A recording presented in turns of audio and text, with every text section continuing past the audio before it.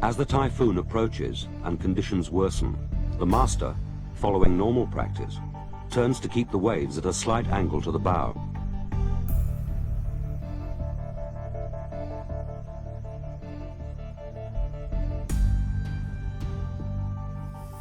The vessel begins to take heavy waves of increasing frequency and intensity over the bows.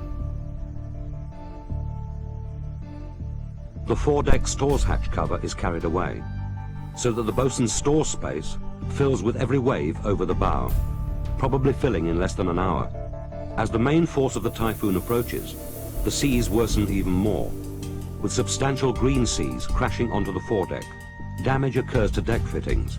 The ventilator tops are carried away, leaving the ventilators open to the sea. The four-peak ballast tank takes on water with every wave, and in some 12 hours is more or less filled.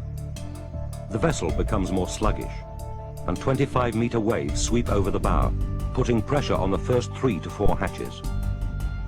A large wave crashes over the starboard side of the bow, destroying the hatch covers on number 1 hold, allowing thousands of tons of water into the hold. All forward freeboard and reserve buoyancy is lost. Number 2 hold hatch covers collapse under the weight of water. The next hatch cover is driven inwards by wave pressures as number 1 tanks implode.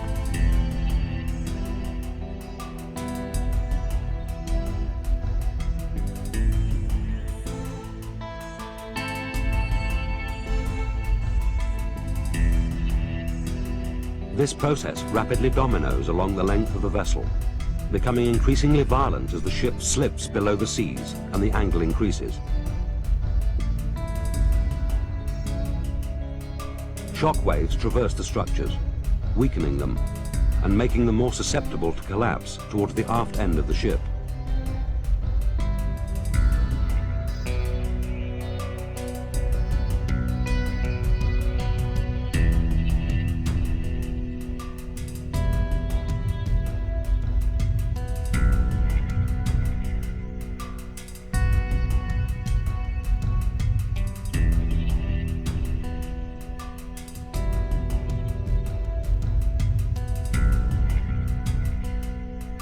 Implosions at the forward end of the slop tanks rupture the engine room structures.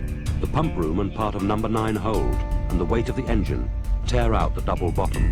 The stern immediately fills, sinking below the surface. The accommodation, already seriously damaged, separates below the surface. The time elapsed between the collapse of number 1 hold hatches and the sinking of the stern is about 2 minutes.